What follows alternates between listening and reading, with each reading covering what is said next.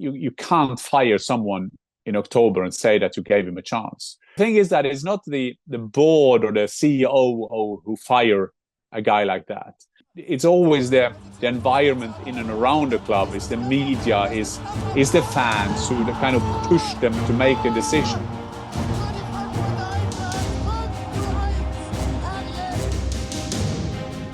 Hi and welcome to the Fussball Channel. I'm your host Markus Fjørtoft, and as always joined by co-host Jan Fjørtoft. We're here together on a late Monday afternoon, Dad, and it's a busy weekend of football, but also pretty busy Monday of football with Erik ten Hag now fired. I think we need to discuss that and go straight into it because it touches upon the wider football world, but also now with rumors about with Dortmund struggling and whatnot, and ten Hag's stronger sort of reputation in Germany.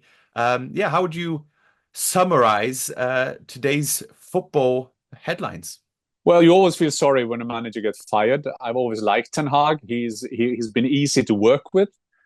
Started off by him having a great favorite at Twente and Skjede, Halvard Thoresen, that I knew back in the days, Norwegian footballer.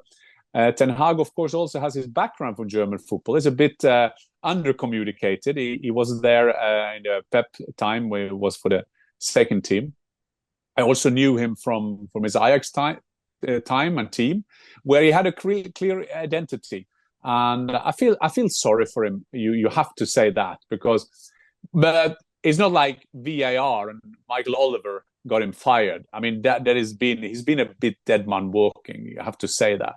And after the FA Cup final, I was there. There was no one who kind of wanted to support him. There were no players who wanted to confirm that he was there for the next season. And then during the summer, of course, they've been interviewing different managers. But still, to be fair to him, he managed to keep up his mood.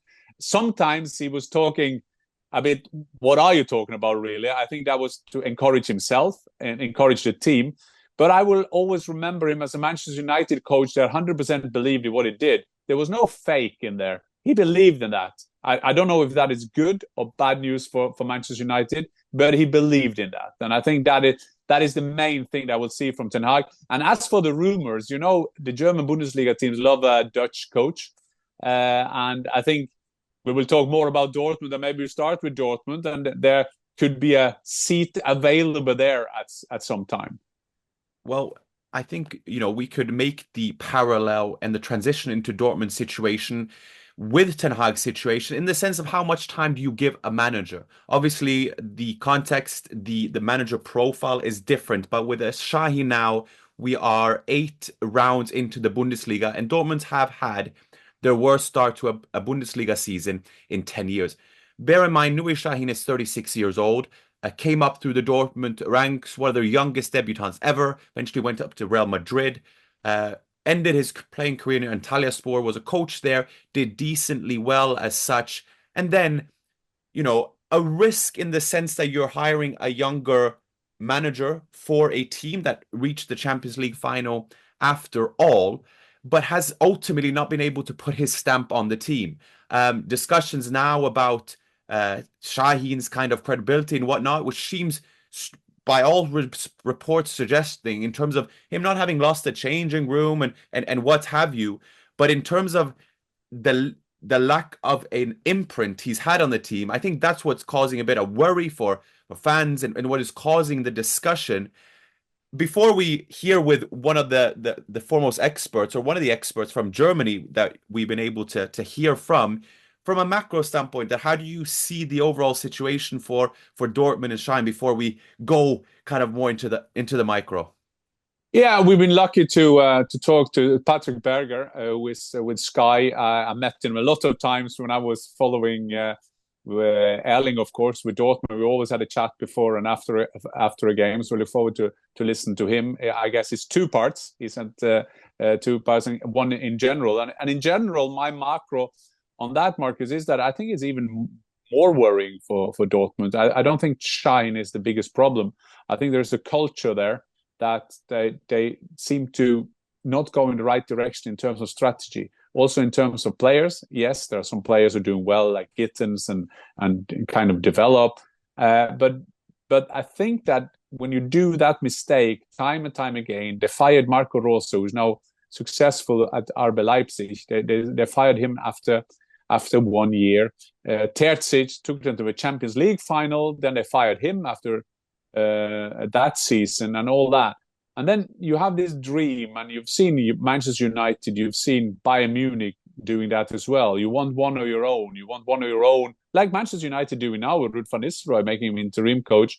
You want one of your own to kind of carry the culture into the future. And but I guess, Marcus, the analysis on that is when Shine wins, he's a fresh wind there. And if he loses, he has no experience. I mean, that is the easy way to see it. But before I talk more, we can listen to the first message from Patrick Berger, who is now at Sky. Hello, Markus. Hello, Jan. At the Fussball podcast, I really like it. This is my opinion on Borussia Dortmund. A lot of things are going in the wrong direction right now. It's the worst start of a Borussia Dortmund side since 2014, 2015. I would say new manager, new coach, but the same problems. It doesn't matter if there is Lucien Favre, Thomas Tuchel, Marco Rose, Peter Bosz, Nuri Sahin or Edin Terzic. They're always the same problems, like Dortmund don't have the Führungsspieler, the leaders in the team. One big problem is that you have a captain who's not a captain right now with Emre Can. He is always thinking about his own way of playing, his own style. He cannot handle that good when he's in the focus, and he gets a lot of critics. So he always thinking about his own performance right now. Is he doing good? Is he doing not good? This is a big problem because right now he can't be focused and he can't help the younger players and other players. Which is a big problem at Dortmund, even with Nico Schlotterbeck or Julian Brandt. Borussia Dortmund gave Julian Brandt the number 10 before the season. After Hummels and Royce were gone, they tried to build a new hierarchy and a new structure within the club, within the team, and Sebastian Kehl and also Nuri Sahin, the new manager, they said, okay, our main players are Gregor Kobel in the back. Okay, he's a quite good keeper, saved a lot of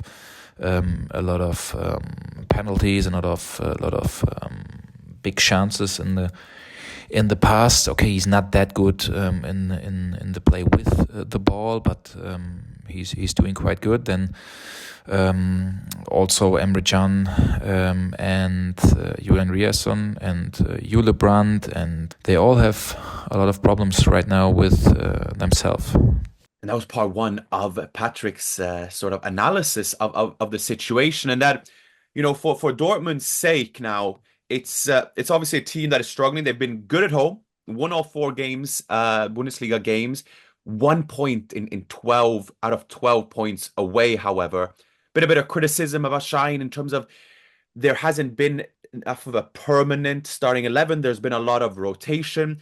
He's pointing to some individual mistakes. He's pointing to the fact that it's 2 easy goals conceded, which certainly is part of the analysis. But ultimately, a lot of responsibility does rest on him. And I guess the question that remains that is, Dortmund knew the risk of hiring a younger, less experienced coach. And there, I guess you see in a situation in which Dortmund find themselves in now, and with the executive management team, is, well, how much do you truly believe in him? Because now it's being tested. Dortmund, like I said, have had their worst season start in 10 years. What goes through a management's team in terms of thinking, okay, this is the profile we have in Sahin, how much time can we give him, and where do we see this going in a short term and then also from a long-term perspective? Well, to understand his record at Dortmund, he was taken in the middle of last season to help out Terzic together with one of the Bender twins. So he came in and did a job. It probably impressed him.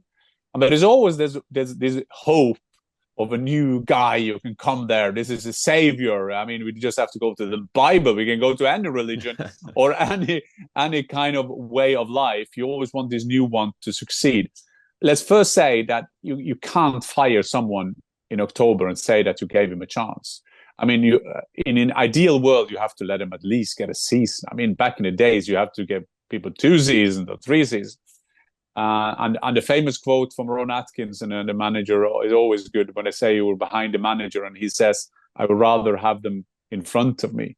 I'm a big fan of Sahin. You know that because I did one of the most touchy interviews I've ever done after the bomb attack on the bus of Dortmund in the Champions League. On the next day, we were both with tears in our eyes. He was a great communicator. I always liked him. Very loyal, hard-working player who've had a great career. So I hope he can turn this around. But the thing is that it's not the board or the CEO who fire a guy like that. Now they got a new CEO, Lars Ricken, more or less the same age, which is a bit funny. But it's always the environment in and around the club, is the media, is the fans who kind of push them to make a decision. That's why sometimes you do it too early in most cases. And you could say after 3-4 months, you was not given a great chance. But if I may, then I can introduce the second part of Patrick Berger's assessment, this time on Nuri Sahin. So what's wrong right now with Nuri Sahin? I would say Nuri is, of course, not a well-experienced manager. He's quite young, and he is just working for 2 years now as a coach, as manager. He was at Antalyaspor, at the mid-class club in the Super League. He did okay, he did well, but not brilliant. So it was a big risk for Borussia Dortmund to take him as a manager of such a big club, one of the biggest, obviously, in Germany, but in Europe as well. So this was a kind of experiment, I would say, again, after Edin Terzic. But things I heard from the club and also from some players, he's not the main problem right now, as his speech in the dressing room before a match, the match plan, is quite okay. Like he acts and behaves in front of the team. The key players respect him, I would say, but of course some decisions in the past, in the last few days, were a bit questionable. Especially the changes in Madrid Champions League after the 2-0 lead. He was changing the team into a 3 or 5 chain in the back. Borussia Dortmund played very defensive from this moment on, and this was the chance for Real Madrid to come back and to score 5 goals.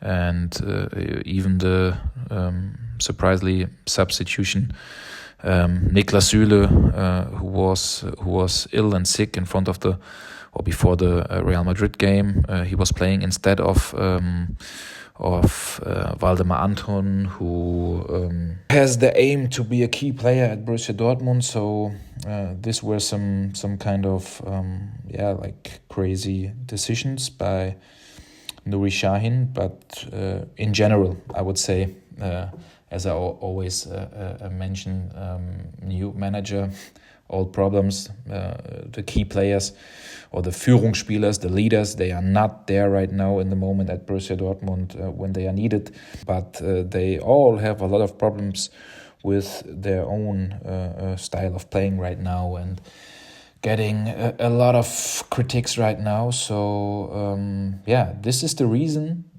why Borussia Dortmund still backs Nuri Sahin. So he's still in charge. He will be in charge even if Borussia Dortmund gonna lose on Tuesday at the DFB Cup match in Wolfsburg. So Lars Ricken, Aki Watzke, Sebastian Kehl, they all back him and they say, hey, I see him working every day, or we seeing him working every day, and he's doing a quite good job with the team, with the players, and all of them says, hey, it's the team right now. They need to show us that they are a good team. So if you see the matches in the Champions League, the first half against Real Madrid, against Bruges, against Celtic, and even in the last season against big clubs like Atletico Madrid, like Real Madrid, they've been to the final at the Champions League. So there is a lot of quality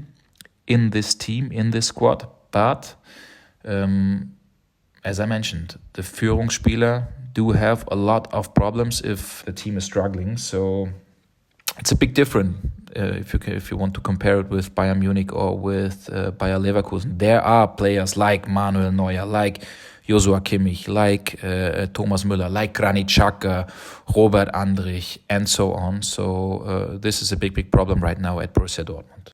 And thank you to Patrick for that second part on Nuri Sahin. And that just to conclude this discussion, maybe something that nor we can answer either. And Julian Brandt, one of in the leadership team and one of the captains, so he was asked and he said, I don't have answers to all these questions either. I haven't experienced this during my time here. I quite frankly do not know.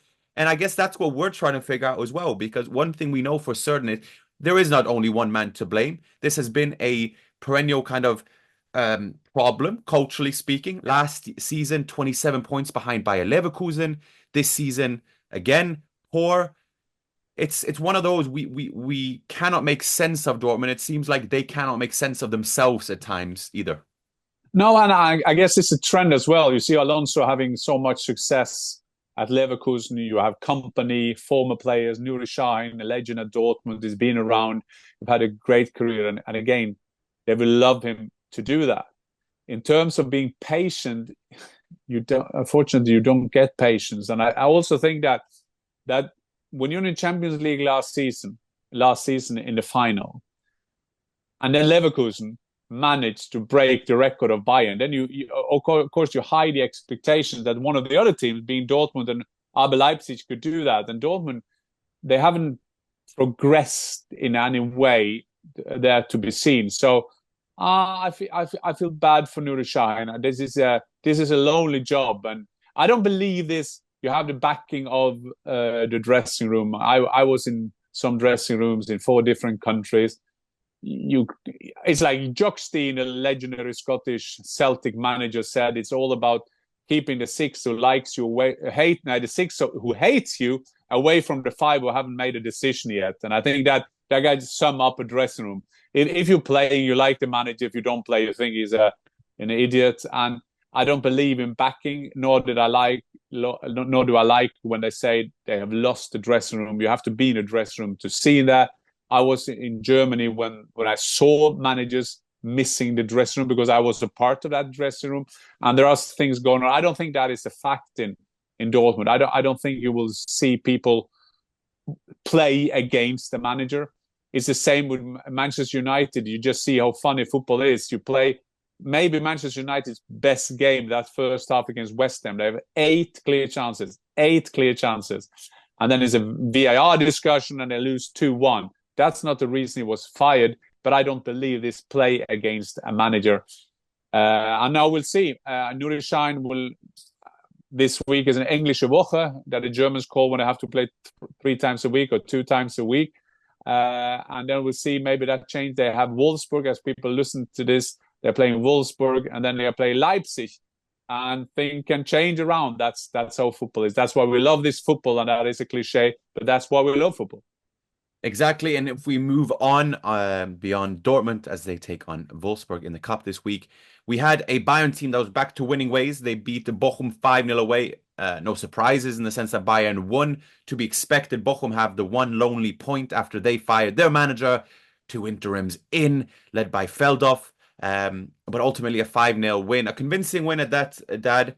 Like I said, as to be expected, 5 different goal scorers. Musiala scored with his head. He had a lovely assist to Kane, Coleman, Sane. The whole lot scored. But then again, these are the teams that we expect Bayern to win against with this dominant playing style. But then you play against the likes of a Barcelona, where that maybe playing style is exposed to a greater degree. In the backdrop of these last few 7 days in which we haven't discussed, terms of Bayern's playing style and how company will approach it, how do you see that? Well, I think Bayern fans will see how good Barcelona were when we saw the El Clasico. I mean, what a game, and fantastic Barcelona. Rafinha, hat-trick, Lewandowski, Hansi Flick. Last time I saw him, I told you about that. He was in a gym in Manchester. He's been studying different coaches in England. How many English coaches do you see do that in Europe and in Germany? But that by side, I think that they are building up a narrative now at Bayern that he can't do it against good teams. And that is a danger for Vincent Kompany. Those kind of games, they're winning 5-0 against Bochum. They just kind of build up of that narrative because his way of playing, brilliant. But when you have Upamecano, Kim, they can't decide, are they not good enough, or is the system not good enough, or is the system kind of fitted to them? We have our, at the podcast or the YouTube channel's friend Christian Falk, who was in love with De Ligt, didn't like him to go, said that we missed that kind of leader, at least a guy who takes responsibility as a leader, which is fair. It's a fair comment. Upamecano and Kim are not that kind of players. Then they criticize Paulinho, who's playing just not forward and all that, and they've looked for that number 6 for a long time. So I think the only way Bayern and only way Kompany can kind of prove that all these critics are wrong is to win football games, is to win against the big teams. And as they are running now, they seem to be a clear favorite to win the league, because yes, they had that 1-1 against Leverkusen, but still Leverkusen don't look up for it. And then you have RB Leipzig, maybe can be a contender and so on. It looks like being Bayern's year, but for Kompany, yes, they say at Bayern, the main thing, that our daily bread is to win the Bundesliga. That's what we always have to do. And they always stress that. They said that for many, many years. But now in a global kind of international kind of new Champions League format, I mean, you can save yourself through a playoff, but I think it was 23rd they are in the league now. If they're 25th, they're out. Mm-hmm. So that won't happen. I would see them going through, but that is a bit danger for Kompany. How do you see it with Bayern, Dad, in terms of having hired Kompany, having found himself sort of in a stylistic renaissance under Kompany? You know, some of the results that we see them now winning with multiple goals is a Bayern of old in terms of that domination in which they are exuding. But it's again a 23rd in the new Champions League format and whatnot. What should and would be the expectations for Kompany's Bayern? Because we'd have to go too far back when we remember Nagelsmann got fired because they were under risk of not being able to compete for the treble. Is it a matter of now of finding back to just let's find the way we play, let's win the Bundesliga and go from there? And is it too much to expect too early to see Kompany's Bayern competing against the very best, in this case, a Barcelona? Sometimes when I come to Germany, I buy all the German magazines, and there's some German magazines that are printed before the last round. So I know the last round, so when I see the comments. So you will have before the Barcelona game, it's all the most funny Bayern team to see ever. We haven't seen such an entertaining team since this and that. That was the comments before the Barcelona game. After that, it changed 100% around. And people should know, and because Bayern is, I think, the most fascinating club in the world, at least in my opinion. I've always loved to follow that club in terms of the leaders, in terms of their DNA, in terms of they always use old players in key positions. But it's a club that is always 90 minutes away from a crisis. And so Bochum now, it calms people down, but they will say then, yeah, you can do it against Bochum, but can you do it against the big teams? And the only way to do that is to win against the big teams. He needs a big win. They kind of position themselves, Marcus, when they have a game like Barcelona, they're talking about this is Max Eberl's guy. This is the man that he will live and die, quite literally. Because if Kompany doesn't work, Eberl has to go, and they're building that up. And you can follow the Bayern internal politics by that. You remember Rummenigge said before the season, he said, we were convinced by Eberl that Kompany was the right man. You have to read between the lines. He put himself into some space if things not working out. Uli Hoeneß changed around all the time. In one time, they wanted to have Tuchel back. No, he's the worst manager I've had. And he loves to see football when company plays. I guess he didn't like to see them losing against Barcelona. But that is Bayern, and company have to win over them. You have to win over the critics. But we know that type of company. I don't know him personally. I've been working with him. I admired him as his leadership on the pitch when he was at Manchester City. But it's a bit like Russell Martin. If you see Russell Martin, I won't change. So you got that feeling that whatever happens, they get more and more stubborn in their position. And companies also get this Pep kind of credit, that Pep is like Don Corleone has told him he's the right man. Just look after him. It's like the handshake of Frank Sinatra. It's everything in one. So I don't think company will change. I think he will go the opposite direction. I think that he will be even more extreme, because these leaders, these players, these personalities, that's how they are built. They don't doubt. That's their strength and that's their weakness. It is interesting though, because I listened to it's a pretty good one with Thomas Frank on the sports agents there, and one of the questions was, do leaders or the best coaches have to stand by a certain philosophy? And it's an interesting one, because if we look at the very best of a Pep or the very best, the Cruyffs, whatever, throughout history, we tend to say, well, that's their identity, that's their philosophy, while also acknowledging the fact that a Guardiola from Barcelona to Bayern to City is a different version of Pep. Very different. And Pep was Guardiola was the first to implement not the first, but in terms of the coolness of having four center backs in terms of a back four, because you understand then in terms of second balls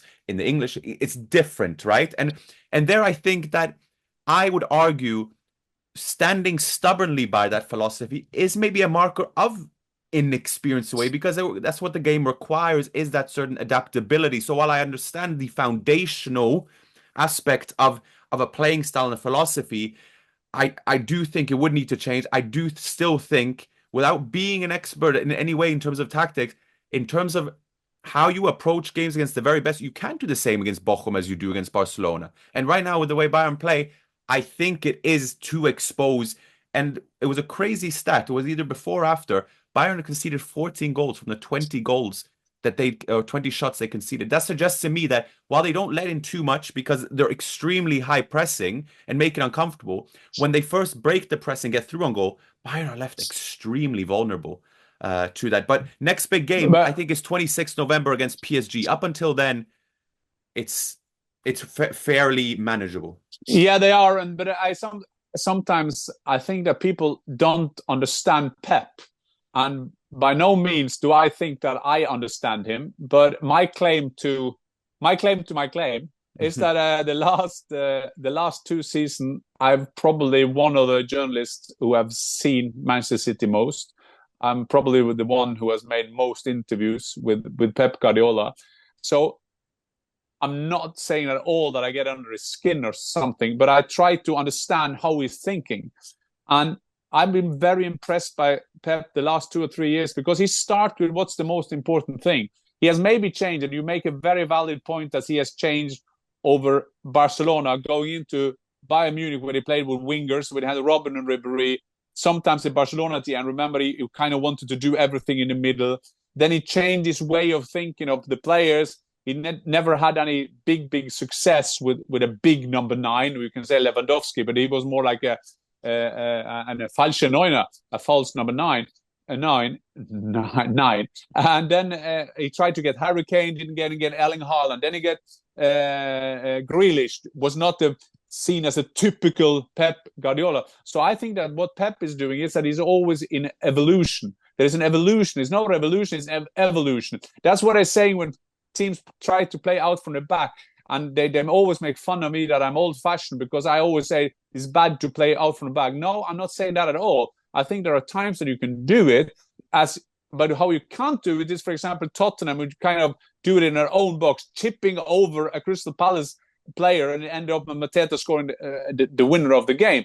And what you see sometimes with Pep Guardiola that I don't think a lot of people see, it seems, because they always talk, they're playing a Pep style. They're playing a Pep style. the Ederson ball up to Erling, it's quite often. It's quite often that they do that. And yes, in the last third, they're playing like a handball system. They're keeping the ball for fun. But I think the matter of, first, there are two things that's very important for Pep Guardiola. First of all, is to win football games. Secondly, is how do you, as quick as possible, get the ball in the box up to Erling, up to his number 9. So I think that when they say he's playing, there are teams who are playing Pep, and it's a bit negative because they played it so much out from the back. I think Pep is already gone off from that. I must say, Mark, it's just a funny thing that I haven't said on this. When we was at Wolverhampton, we did Manchester City. When Pep came over and we were done the interviews and talked a lot about Lofoten. I mean, that was brilliant. So he came over. Lofoten is one of the most lovely places in Europe. Yeah. And he came over and he wanted to talk about Lofoten. And I saw this passionate man talking about the great people there. He visited a fantastic pitch at Henningsvær there, telling me how seasick he was. And I said, same with me, because there's a big sea there. I think that is brilliant, Pep. And sometimes we see this professor trying to find out how to break down teams, but there's always this passionate human being that is so successful. And I think that is a side of Pep that sometimes pundits forget to see, and some coaches forget to see as well when they want to see Pep's and try to implement his style of their team. No, exactly. And it points to the human aspect as well. As much as you can be technically or tactically astute, there is that, the leadership of humans ultimately. As we conclude that, we can also just round up the top teams as RB Leipzig beat Freiburg 3-1. Big win, even though Freiburg and Dohan ended their 509-minute streak of no goals conceded in the Bundesliga. Been a bit up and down, more so disappointing for RB Leipzig in the Champions League, but in the Bundesliga they're going strong. Seeing them saw them top the Bundesliga for a bit until Bayern obviously reclaimed that 3-1. They beat Freiburg, if any comments on that before I proceed? No. I think we come to an end here. There was some dull games as well this week. Yeah, should we just get them over with? We had Mainz, Gladbach 1-1, St. Pauli, Wolfsburg 0-0, Heidenheim, Hoffenheim 0-0. Not to say they're dull, but like there's no goals. No, dull results. They were dull. Yeah. We looked at them, and maybe we should mention Tim Kleindienst, who is going big time this season. Yeah, absolutely. Tim Kleindienst is almost like another Füllkrug 2.0 in the sense that you have one of those late bloomers. He secured a point away to Mainz. Gladbach were trying to make it 2 wins in a row for the first time in 2.5 years, believe it or not, to no avail. They find themselves, I think, a point apart. St. Pauli, again, another 4 Bundesliga home games without a goal this season for St. Pauli. Made uncomfortable for Wolfsburg, but ultimately 0-0. And like I said, Heidenheim, Hoffenheim, even though they had their chances. Also worth noting that we had mentioned Bremen, Leverkusen, by the way. Bremen fully deserved that point, even though they equalized late. And also Stuttgart beat Kiel. Both of them ended with 10 men. We just have to mention El Bilal Traoré, who came in. They have him on a mandatory buy option from Atalanta. Pretty steep loan fee, I think, of 4 million euros. With the mandatory 18 million plus a couple of add-ons, but scored the winner against Juventus, had a goal and assist this game. And now Stuttgart have, after losing Guirassy, they still have Undav, they have Demirovic, and they have Traoré, a pretty exhilarating front 3 to choose from for Hoeneß. Yeah, Sebastian Hoeneß is doing a fantastic job, winning at the Juventus as well in the Champions League. He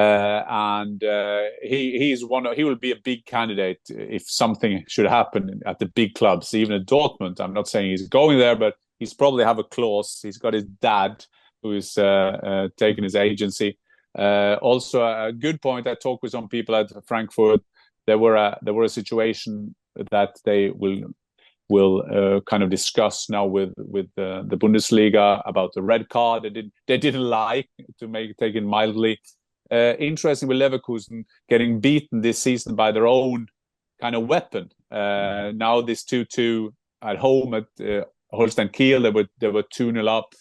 Union Berlin doing a fantastic job as a club, but I think that 1-1 just speaks for that game. But as you were saying, Werder Bremen deservedly came back, and Werder Bremen is a bit on a run at the moment, which is good. One of the big old clubs, and when they have a look down in the Zweite Liga, there is all things happening. Hamburger Sportsman losing, Schalke losing. I saw Hertha winning, but there's some of the big clubs down there, so you have to be aware to not get relegated. Yeah, that was Union Berlin playing Eintracht Frankfurt. Eintracht Frankfurt through Mario Götze, his 300th Bundesliga appearance scored.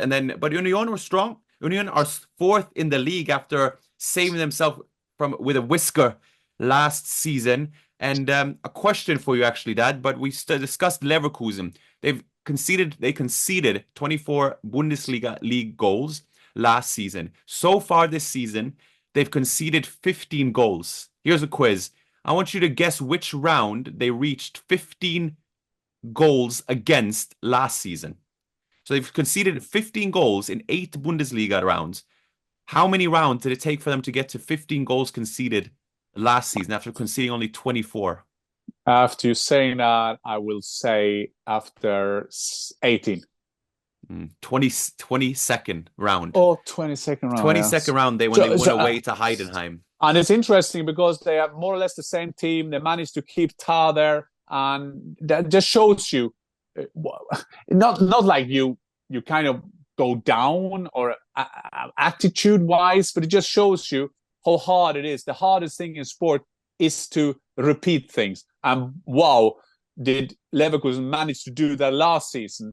But it's just to do it again. And it is that famous quote, and I guess it's a famous quote that I always keep with me. It's with, I think it's a good place to end with Lothar Matthäus, a legendary German captain, 150 games for Germany, World Cup winner in 1990.